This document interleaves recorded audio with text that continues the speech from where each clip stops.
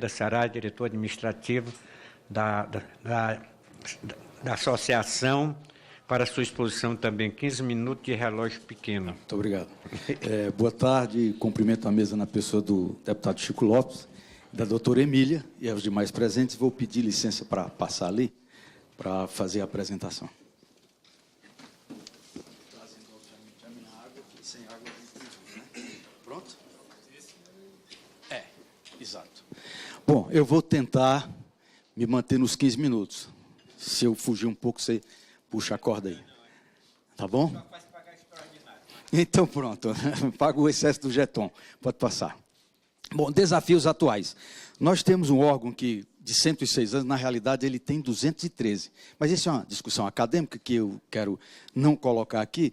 Ele foi um órgão que nasceu para atender a necessidade da população do semiárido, que, quando das secas, perecia a metade. Morria metade da população. Então, passa próximo aí para a gente fazer uma cronologia. Criado em 1909, de direito e de fato, porque de fato foi antes, ele cuidou de estudar a ecologia do semiárido. Não se sabia nada disso. Sabia-se que tínhamos secas, períodos de chuvas intensas, períodos regulares e períodos de secas intensas. Então, foi basicamente uma década de estudos. De 19 a 40, com os estudos, chegou-se à solução hidráulica, associando-a à implantação de uma infraestrutura viária como forma de combater os efeitos das secas. Porque lembremos nós que, com o advento da seca, as pessoas morriam no campo porque sequer tinham como migrar. Não existia estrutura viária. E o Denox participou disso também como forma de combater as secas. A partir de 30, foram introduzidos os serviços da agroflorestal e piscicultura, de onde surgiu aí, então, toda essa expertise, inclusive com a tilápia e com o gigante da Amazônia que a gente está criando hoje, que é o pirarucu, com pesquisas fabulosas lá no centro de pesquisa. Na década de 40 a 59, nós, 2 décadas, na realidade, tivemos a continuação da solução hidráulica, mas aí novos órgãos começaram a assumir as competências. É tanto que a gente ouve do Ministério do Planejamento que há superposição de efeito. Na realidade, foram os órgãos que foram surgindo depois, até por necessidade, e foram criando essas superposições de tarefas. O próximo. Nesta década de 59 a 60, nós tivemos o advento da revolução, enfim, para alguns golpes, o que for, da questão militar. Então, em 64, houve mudanças da política nacional e inflexão da política para o Nordeste. Criou-se a Sudênio, a releitura do fenômeno das secas, os efeitos com relação aos entraves socioeconômicos e políticos e introdução do planejamento, que ainda não se tinha de forma esquematizada. A solução hidráulica, então, foi contestada. O que se dizia à época é que se construíam grandes barragens, era um órgão barragista e deixava aquela barragem com acúmulo de água apenas para o sol chupar, como se diz, para o sol absorver, para ser evaporado. E não se dava outra solução. Contestou-se, então, a solução hidráulica buscando outras soluções. Paralelamente, foi registrado um avanço significativo do desenvolvimento da piscicultura em águas interiores, para dar uso àqueles espelhos d'água. Foi um crescimento fabuloso mesmo. O próximo. De 69 a 85, nós tivemos os aproveitamentos hidroagrícolas e um corte tecnocrático e autoritário. Lembremos, mais uma vez, que nós estávamos sob a égide de um governo duro, forte, ditatorial. A verdade precisa ser dita. Então, chegava-se a um determinado local e dizia, vamos plantar isso, e as pessoas tinham que plantar aquilo que era determinado. Era um corte tecnocrático. Claro que isso terminou não dando certo. Eu cheguei a conhecer lá no início o projeto de Morada Nova, que teve uma série de problemas e vários outros, porque não houve uma continuidade do estudo e da pesquisa. De 85 a 95, nós tivemos uma modelagem nova para essa política de irrigação. Houve a influência do Banco Mundial. Aí a gente já começou a ter um estudo mais qualitativo. Incorporação das atividades de fornecimento de água para a população urbana, difusa, adutoras regionais, e de 95 aos dias atuais, nós, sobre um novo paradigma da 9433, a Lei das Águas, dos Recursos Hídricos, que é mais ou menos um parâmetro com a lei francesa, a gente teve, então, a questão da outorga e dos comitês de bacia. Então, nós temos hoje uma gestão integrada e participativa, mas que não exclui a necessidade de um órgão forte como o Denox. É fundamental para que ele seja, então, esse divisor de águas, desculpem o trocadilho. O próximo. Bom, dito isto, nós vamos para a estrutura administrativa. Como o doutor Jorge já colocou, nós, para cumprir todas as atribuições do DENOX, temos uma administração central, cuja sede é em Fortaleza, com 3 diretorias. Diretoria de Infraestrutura Hídrica, de Desenvolvimento e Pesquisa, e uma diretoria administrativa. Existem 9 coordenadorias estaduais, 12 estações de piscicultura, 21 unidades de campo, um escritório em Brasília, que quando eu conheci o DENOX, que vim aqui pela primeira vez, eu era do Ministério do Exército, entrei lá por concurso do DASP, não espalhem, era agente administrativo, e fui transferido para o DENOX quando me formei.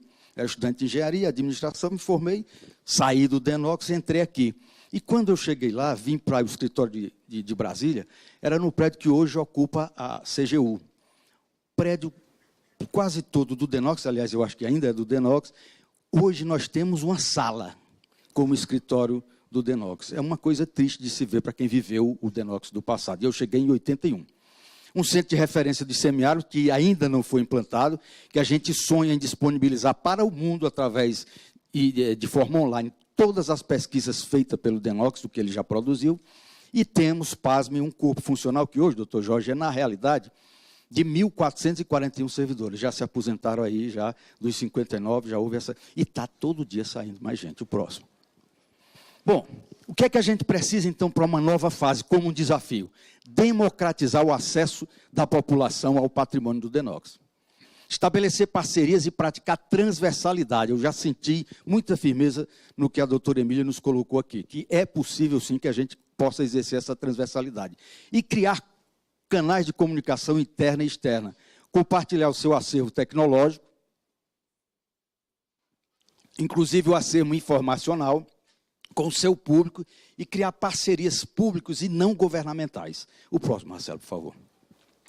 Temos que adentrar de forma significativa e participativa no que diz respeito à fase de gestão. Gestão ambiental dos recursos hídricos, tanto da oferta quanto da demanda. Fazer o estudo e ver para que a gente vai disponibilizar essa água, para pesca, aquicultura, para irrigação, inclusive trabalhar o reuso, o DENOX trabalhar o reuso também. E gestão da informação e do conhecimento no semiárido nordestino, ambas de forma integrada e participativa. E a gestão do patrimônio, constituído pela sua infraestrutura e pasme. O DENOX tem, em não operacionais, da ordem de 14 mil imóveis. A gente precisa trabalhar isso e alienar, colocar para a população e disso ter algum retorno. O DENOX precisa ter especialidade. Ele não precisa desses imóveis todos parados e alguns deles mal utilizados, outros sendo ocupados de forma indevida. A gente sabe que isso acontece. O próximo. A cultura de convivência com o semiárido, ela vai permitir, dentro de um corte sustentável, que a gente construa um sistema econômico e social que seja sustentável e capaz de servir à população nordestina. Aqui a gente estava trabalhando com o aspecto de população nordestina, mas nós podemos, sim, ampliar para o país. Num dos estudos que a gente fez, a gente viu que é possível, sim, dada que a escassez hídrica ela se alastra no país todo, que a gente pode ir para o Espírito Santo, para o próprio Rio Grande do Sul, que tem momentos de escassez hídricas, para o centro-oeste e por aí vai, até para o norte. A gente pode, em alguns momentos, trabalhar esse aspecto hídrico no excesso e na escassez. E para que isto aconteça, é necessário um pacto de poder que precisa ser construído no país para que esse sonho possa ser realidade. E esse pacto de poder, nós que fazemos a instituição, não é, Roberto, nosso presidente aqui, sonhamos que possamos, sim, ter um país melhor, com pessoas que sejam altruísticas, que possam dar o retorno que a população precisa e merece. O próximo. Bom, mas para isso e para este século, nós precisamos modernizar a estrutura do DENOX. Temos que trazê-la, no nosso período atual, para uma nova base comportamental e de tecnologia. E, acima de tudo, retomar a base da criação dela, lá na inicial, como uma instituição republicana. Ela não pode servir só a meia dúzia, ou aos apaniguados. Eu digo isso como servidor, com estabilidade, como representante dos servidores. Nós precisamos disponibilizar essa estrutura que é do povo para que o povo possa utilizá-la e não ficar sendo utilizada por meia dúzia. Então, é o aspecto de uma instituição republicana. Colocar este patrimônio, infraestrutura e conhecimento a serviço da sociedade. Temos que trabalhar de forma integrada, exercitar transversalidade, estabelecer parceria. Criar uma ambiência gerencial a partir do emprego de ferramentas adequadas, e aí eu vou mostrar uma que a gente já está fazendo, que é implementar a consolidação da fase da gestão. Para isso, esses 3 pleitos, doutora, são fundamentais, e eu estou sentindo que a senhora é uma aliada nossa. Espero que o ministro Helder Barbalho possa vir a ser também, e outras pessoas de boa vontade que fazem o governo e este parlamento. É reestruturar o DENOX consentâneo com a nova realidade, com esse novo DENOX que a gente pensa, inclusive nacional. Ter um plano de carreira, porque vou lhe dizer, concurso que foi feito com 80 servidores, que deram sangue no novo DENOX, já foram-se embora 30.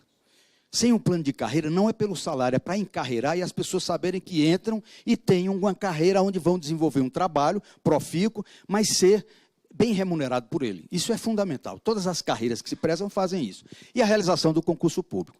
O próximo. Bom, mas para isso é preciso um planejamento. E o DENOX, com 106 anos, ainda não tinha um planejamento estratégico. Nunca teve. Foram contratadas 3 empresas, inclusive instituições acadêmicas, das universidades aqui de Brasília, da UES, de Minas Gerais, e a gente não conseguiu fazer um planejamento estratégico. Foi um grande desafio e fizemos agora com os servidores da casa. E por que o fizemos? Porque nós tínhamos servidores novos, contratados, concursados, criamos uma comissão lá, com a COP, é uma comissão operacional do planejamento estratégico institucional, com 14 membros, dos quais 3 da velha guarda, eu, que já sou sexy, já estou com 60, né? O Marley e a Jo. O Marley, coordenador de recursos humanos, a Jo, coordenadora de orçamento, e eu que me presentearam com a presidência dessa comissão. E os outros todos eram gente jovem, administradores, economistas, engenheiros deste concurso. Uma garotada estudiosa que, por conta própria, fez mestrado, especialização e deram o sangue. Discutimos aquilo ali à exaustão e fizemos. E está aqui para provar. Vamos lá. O marco legal do planejamento foi esse.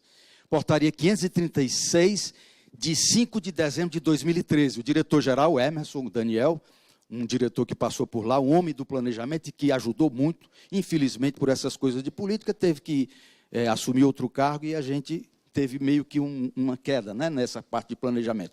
Mas ele deu toda a assistência, criou as condições, fez essas 2 portarias, criando, inclusive, a COP com os integrantes. Passa a próxima. O que a gente fez, então? Fomos à academia, pegamos a metodologia das atividades de planejamento. As etapas foram estabelecer missão, visão, valores organizacionais, fizemos um estudo utilizando análise SWOT, o pessoal chama de FOFA, analisar os pontos fortes, fracos, as ameaças e as oportunidades. Realizamos um diagnóstico que identificou a posição estratégica em que se encontra a autarquia, que é de sobrevivência, está arquejando, como a gente vai poder ver agora.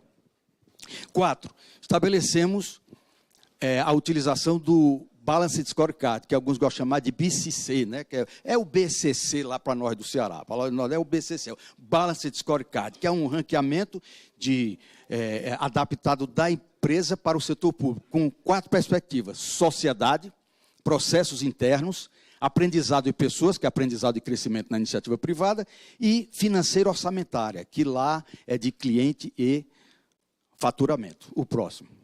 Feito isso, utilizando essas 2 ferramentas, o Balanced Scorecard e a análise SWOT, nós fizemos, então, o diagnóstico. E está aqui o produto do diagnóstico. É exatamente isso aqui. O DENOX hoje encontra em sobrevivência. O ranqueamento deu 549 para sobrevivência. Para manutenção, 67. Para crescimento, ele pode até crescer, ele tem as condições e potencial para crescimento. Foi identificado na aplicação com critério, com gente que estudou, com gente que foi atrás, discussões à exaustão fizemos lá. E para desenvolvimento, 177. Portanto, se houver interesse, se houver boa vontade, o DENOX pode sair da sobrevivência e vir para o desenvolvimento, dentro dessa perspectiva. O próximo, por favor. E o mapa estratégico nós também fizemos. Para que é que o DENOX existe? Que visão é que ele tem? Valores e objetivos estratégicos. Passa o próximo, por favor. Deputado, eu pediria só mais um pouco do tempo, porque é fundamental isso que eu quero passar aqui. Próximo aí. A missão, essa missão, ela foi discutida à exaustão e chegamos a esta missão que eu acho que atende ao que a gente sonha como instituição governamental que tenta resolver os problemas da população do Nordeste, deputado. Promover a adequada convivência com a seca por meio da implantação de infraestrutura, do aproveitamento e a gestão integrada de recursos hídricos, assegurando o desenvolvimento socioeconômico e a melhoria da qualidade de vida da população do semiárido. Isso não é uma frase solta. Se a gente conseguir fazer isso aqui, nós garantiremos qualidade de vida na nossa população. O próximo. E a visão. Até 2020, nós fizemos no horizonte de 5 anos, quando a gente concluiu, ser reconhecida como uma instituição de referência nacional em ações para harmoniosa convivência com os efeitos da seca. Nós não vamos combater nem acabar a seca, ela vai ser sempre presente, mas nós vamos conviver com ela dentro da expertise que a gente tem e que pode aumentar. O próximo. E aí são os valores. Ah, meu Deus, se a gente pudesse ter esses valores como guia da nossa existência, ética e transparência, como tem faltado, lamentavelmente. Valorização do ser humano também, e a gente sente isso lá na representação dos servidores, né? Pessoas do DENOX sendo tratadas com, enfim, não quero entrar nisso daí não, mas um tratamento não condizente com o que é ser humano. Gente que acha que porque assume uma função, empina o nariz e sai pisando em todo mundo. Não é por aí. Sustentabilidade, gestão meritocrática. Você ascender aos postos não para ser o chefe, o mandão, aquele que vai viver das benesses e, enfim, você ascender porque é aquela pessoa que está melhor qualificada para dar as respostas e atingir metas. Isso é meritocracia. Soluções inovadoras e a excelência técnica. O próximo, por favor. Dito isto, vou passar rapidamente as perspectivas, que era onde eu queria chegar. Da sociedade, nós, depois de um ano de discussão, indo aos estados, chegamos à seguinte situação. Para os objetivos estratégicos da sociedade, nós teríamos assegurar o reconhecimento institucional do DENOX. Como é que a gente faz isso? Indo para a sociedade e mostrando o que é o DENOX, o que ele pode fazer, o que ele tem feito, e o que ele fez no passado, como sustentação da história, mas o que ele pode fazer no futuro. E aí, sim, vai ter o respeito e o reconhecimento.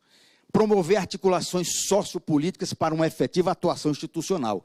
É ir às academias, ir às instituições parceiras, ir à população e mostrar o que pode ser feito com essa instituição secular. Implementar mecanismos de participação e de controle social e impulsionar o desenvolvimento socioeconômico de áreas suscetíveis de escassez hídrica. E aqui a gente vai para o nacional, não precisa ficar só no semiárido. O semiárido é onde é maior. Mas a gente sabe que hoje em dia, dada a demanda populacional de pessoas bebendo água, vai ter escassez em todo canto. No Rio Grande do Sul já tem, Espírito Santo e por aí vai. No próximo. Processos internos. Aqui a gente tem que trabalhar e muito. Promover estudos, pesquisa e difusão de tecnologias. Assegurar a descentralização das ações para as coordenadorias estaduais, que ficam muitas vezes desassistidas. Meus amigos, tem coordenadoria estadual que tem 26 servidores. E todos em condição de aposentadoria. Vai fechar. Nós temos em Alagoas uma situação difícil, no Piauí, Paraíba, não é? O companheiro aqui é da Paraíba. Aracaju, então, nem se fala. Bahia ainda tem, não é? Mas também, a Bahia é imensa. As necessidades são enormes. A gente precisa ver isso. E implementar um modelo de excelência de gestão. O que é um modelo de excelência de gestão? É quando você tem mecanismos que lhe dão as condições de ser efetivo, eficaz e eficiente. Na teoria da administração, isso é possível? Sim, isso não são palavras ocas. A gente trabalha com isso, dando resposta. Se não houvesse eficiência aqui, a gente não poderia estar fazendo esse trabalho. Aqui tem um grupo eficiente de pessoas que fazem acontecer as coisas. No DENOX também precisa ser assim. O próximo. E aprendizado de pessoas. Está terminando. Fomentar a cultura orientada a resultados, desenvolver competências técnicas e gerenciais e estruturar um sistema de desenvolvimento de pessoas. Passo o próximo, que eu acho que é o financeira e orçamentária. Aprimorar a alocação e a disponibilização dos recursos. O que o deputado colocou aqui é um desastre.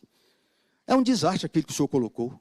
Espelha a realidade. O investimento simplesmente sumiu. Agora, o orçamento do DENOX está na roda na faixa de 1 bilhão.